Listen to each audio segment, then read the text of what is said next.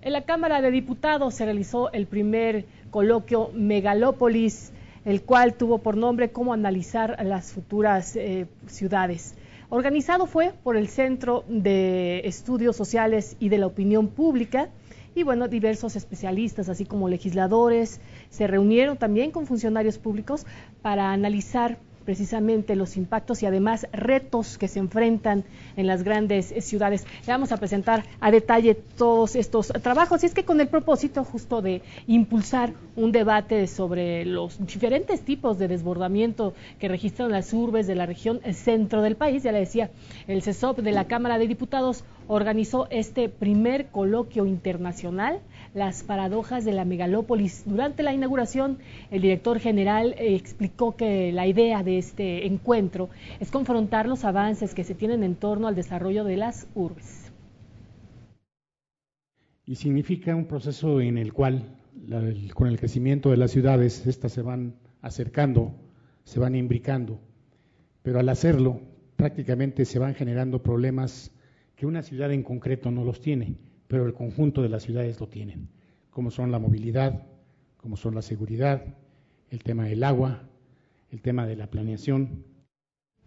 Rafael Arestegui, el director del CESOP, también se refirió a que los estados del Valle de México conforman la denominada megalópolis. Entre ellos se encuentran el Distrito Federal, el Estado de México, Tlaxcala, Puebla e Hidalgo. Alcanzan ya, por cierto, una población de 38 millones de habitantes.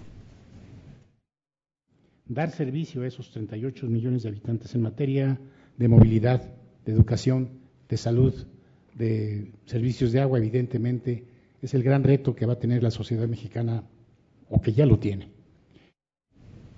En su participación, el director general de la Coordinación Metropolitana de la Secretaría de Desarrollo Agrario, Territorial y Urbano externó que para mejorar la integración megalopolitana se requiere encontrar un equilibrio entre el conjunto de entidades que la conforman a fin de implementar una eficiente planeación que contribuya a su desarrollo y productividad, a reducir los índices de desigualdad social. La necesidad de un ordenamiento territorial y de la atención integral a los soportes del crecimiento, el suelo, el agua, los bosques y el territorio en su conjunto, a los graves problemas de la movilidad y del medio ambiente que frente al cambio climático requiere de conciencia y aportaciones para enfrentar su problemática, apoyado en una adecuada gestión pública. Al dictar la primera conferencia magistral de este coloquio internacional, Adrián Aguilar, especialista en geografía urbana, señaló una serie de recomendaciones políticas que podrían aplicarse para resolver los desafíos regionales de las megalópolis, entre ellas la creación de instituciones que puedan ofrecer respuestas rápidas a la variedad de problemáticas que se viven en estas zonas del país. Veamos lo que dijo. O sea, la capacidad de gobernar no tiene sentido si no se resuelven los problemas esenciales, obviamente, ¿no? O sea, beneficio económico, desde el punto de, beneficio económico, la reducción de pobreza, que ya vimos que existe, o la protección del medio ambiente, ¿no? O sea, contar con instituciones que verdaderamente puedan establecer reglas del juego muy, muy claras en todos los aspectos, ¿no? Al pronunciarse por la pertinencia de acercar los centros de trabajo a las distintas zonas regionales de las urbes a fin de evitar que las personas tengan que realizar grandes desplazamientos, el especialista en geografía urbana subrayó la importancia de fortalecer la equidad regional y el bienestar social de los habitantes de las megalópolis. El desarrollo económico que mejore condiciones sociales y ecológicas, que incentive pequeña empresa, eso es muy importante, o sea, todas las pymes, hay que incentivar a la pequeña empresa, no nada más pensar en la gran empresa y en las multinacionales, etcétera, y que redistribuya oportunidades. Estas oportunidades económicas hay que redistribuirlas a todo el territorio regional, ¿no? Porque hay que integrar las realidades urbanas y las rurales. Para Ramón Gómez, de la Comisión Ambiental de la Megalópolis, la dimensión tanto de las oportunidades de desarrollo como de las problemáticas que se presentan en las grandes urbes las hacen ser más vulnerables en varios aspectos. Y podemos ver, por ejemplo, algunas ciudades como Sao Paulo, por ejemplo, que recientemente ha sufrido un tema muy importante de sequía, ¿no? Realmente pusieron en jaque a las instituciones y a la sociedad, ¿no?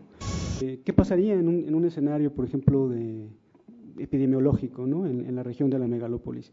Existe la resiliencia necesaria de los sistemas de salud y de otro tipo de sistemas para enfrentar una crisis de esta naturaleza. El secretario técnico de la Comisión de Desarrollo Metropolitano de la Cámara de Diputados centró su plática en la importancia de eficientar los recursos derivados del Fondo Metropolitano, al cual en 2006 se le asignaron 1,000 millones de pesos y para este 2015 cuenta ya con más de 10,000 millones de pesos. Los mecanismos de aprobación de los proyectos para ser beneficiados por parte del Fondo Metropolitano deben de tener una visión estratégica. Asimismo, tener indicadores precisos que permitan evaluar el impacto social de los recursos destinados a ciertas obras.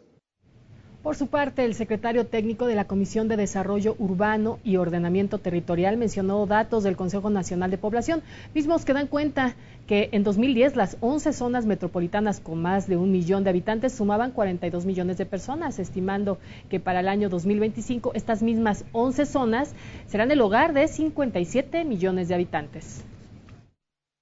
Sin embargo, dicho cálculo omite que si las zonas metropolitanas mantuvieran las tasas de crecimiento que presentaron entre 2005 y 2010, para 2025 no habrían 11, sino 24 zonas metropolitanas con más de 1 millón de habitantes. En el panel número 1 se habló de las perspectivas sobre políticas públicas megalopolitanas. Roberto Evenschutz de la UAM Xochimilco habló de los criterios de política pública en estas zonas. Dijo que ha sido un error la construcción de viviendas en carreteras cercanas a las grandes ciudades. Asimismo, cuestionó si a los municipios se les debe dar el mismo trato que a las ciudades. Vamos a mantener la inercia de la expansión periférica o vamos a optar por un crecimiento estructurado. Es decir, ya dejamos lamentablemente y vergonzosamente para el país que estos conjuntos habitacionales de miles de viviendas se ubicaran a 20, 30, 40 kilómetros de las ciudades, sin ciudad, sin equipamiento, sin vínculo. El académico expresó también que no basta recurrir al Fondo Metropolitano, sino que se deben acordar acciones para que las inversiones correspondan a una sola estrategia. Alfonso Iracheta del Colegio Mexiquense habló de la necesidad de nuevos instrumentos de planeación, gestión y gobierno en la megalópolis, los cuales dijo no pueden entenderse sin establecerse en el marco jurídico que se entiende por megalópolis para después consolidarse como mecanismos que promuevan el mejoramiento urbano. Se requieren nuevas aproximaciones de toda naturaleza, desde la perspectiva teórica, desde la metodología, y evidentemente que se van a requerir nuevos instrumentos para poderlos enfrentar. Lo que necesitamos es un enfoque sistemático, es un enfoque interdisciplinario, construir teóricamente el fenómeno, preguntarnos qué vamos a entender por megalópolis, qué vamos a entender desde la perspectiva del territorio, de las relaciones sociales. No existe megalópolis sostenible, todas dañan de manera irrevocable al ecosistema del que dependen. Así lo señaló Annalise Richards, quien habló de la vigencia de los sistemas políticos regionales vigentes y las nuevas visiones de ciudadanía en la que las personas participan en las decisiones públicas, así como la gran problemática del clientelismo en las grandes urbes y la rendición de cuentas. La persistencia del clientelismo y de los liderazgos, que no es un resto arcaico, que es reforzado constantemente en los procesos a través de los cuales gestionamos la megalópoli. Que existe una disyuntiva entre los mecanismos de control y rendición de cuentas basados en el Estado y la naturaleza de los problemas ecológicos que desbordan a jurisdicciones y territorios. En tanto, la investigadora Úrsula Oswald Spring del Centro Regional de Investigaciones Multidisciplinarias de la UNAM habló sobre los conflictos medioambientales en México. Destacó los problemas del agua, que recordó es un derecho humano. Subrayó la contaminación de empresas y la situación de los transgénicos. Dijo además que la migración ambiental se debe a factores como son ambientales, sociales, pero también políticos. Habló de los proyectos incluso energéticos y sus consecuencias, así como el tema de gobernanza que consideró como la transformación de una arena de vulnerabilidad hacia una de bienestar. Plan Nacional de Desarrollo. Y esto debería ser un acuerdo, no el presidente que de repente publica, sino todo un trabajo ciudadano donde llegamos. Y esto implica, obviamente, tengo que hacer agendas, que serían los proyectos, ¿no? Y aquí tenemos el proyecto hídrico, tenemos el proyecto de cambio climático, etcétera, etcétera.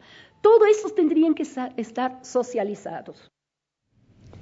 Karina Beatriz Kloster, profesora e investigadora de la Universidad Autónoma de la Ciudad de México, habló de la importancia de la naturaleza y a partir de ahí cubrir las necesidades humanas. Destacó dos situaciones necesarias de resolver: el aumento de la desigualdad social y el deterioro de la base material, donde se puede, dijo, construir el desarrollo humano. Destacó que quienes pagan los mayores costos del deterioro ambiental son los más vulnerables. Los que más resienten el costo de los problemas ecológicos justamente tiene que ver con esta idea de desigualdad social. O sea, son los pobres los que pagan los costos, los grandes costos. Claro, si estamos en una sociedad en donde piensan que unos tienen que perecer para que otros estén bien, bueno, pues entonces no habría problemas. Pero justamente la idea de lo que estoy diciendo es que no tiene que haber, o que nosotros debiéramos considerar la posibilidad de pensar una reorganización social. Por su parte, el doctor Vicente Ugalde Saldaña, del Colegio de México, habló de temas como visualizar la megalópolis desde el punto de vista jurista. Destacó que en cuanto al ideal de una ciudad más compacta, podría generarse nuevos problemas de vecindad. Lo que me hace ver inmediatamente esta segunda lógica sectorizada, cuando pienso en lo megalopolitano, es que pues los problemas, el del agua, el de las descargas de agua, el del abastecimiento, el de la gestión integral de los residuos, el de la contaminación atmosférica, son problemas que tienen geografías variables.